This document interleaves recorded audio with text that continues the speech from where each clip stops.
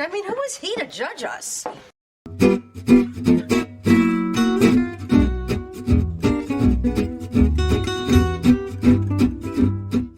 Recently, I found myself standing in line at a local post office, waiting alongside a friend who needed to mail an important letter.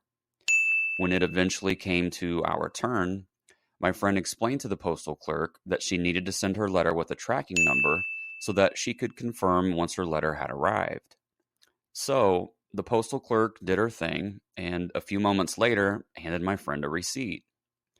The clerk circled the tracking number on the little slip of paper and explained to my friend that all she needed to do was visit the Postal Service's website in a few days and enter the tracking number, and the system would provide her with a date and time of delivery. My friend responded by saying she didn't know how to do that. The clerk offered instructions, told her it was very simple, and that she could even do it from her phone.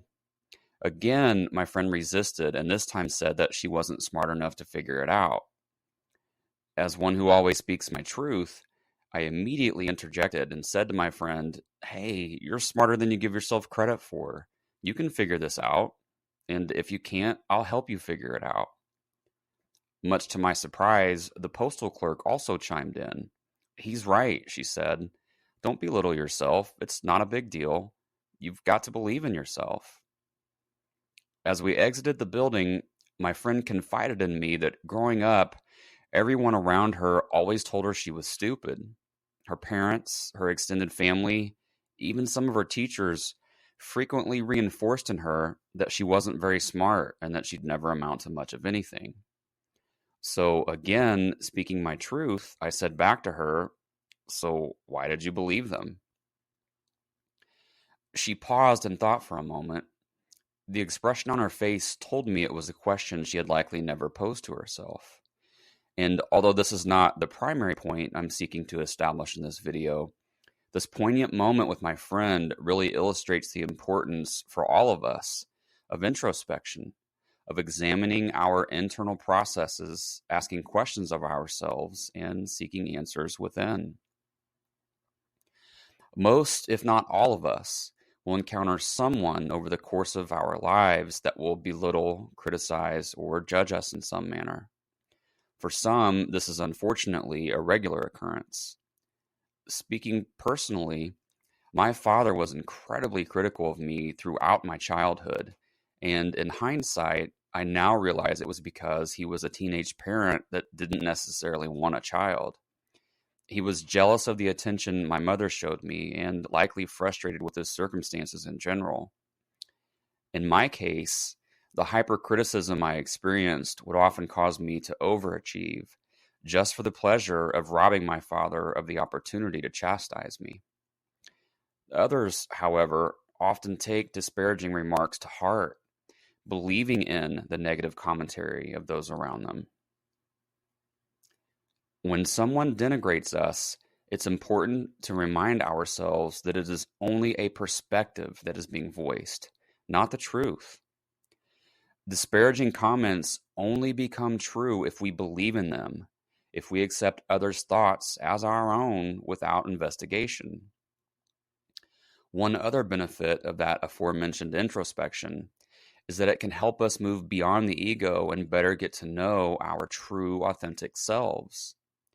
When we align with our authentic self, we come to know who we are in truth, and we no longer require the validation of others in order to feel good about ourselves.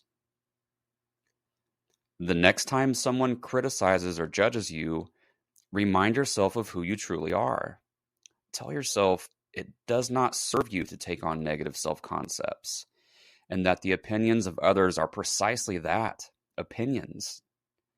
You can feel confident and good about yourself without external validation, without the approval of others.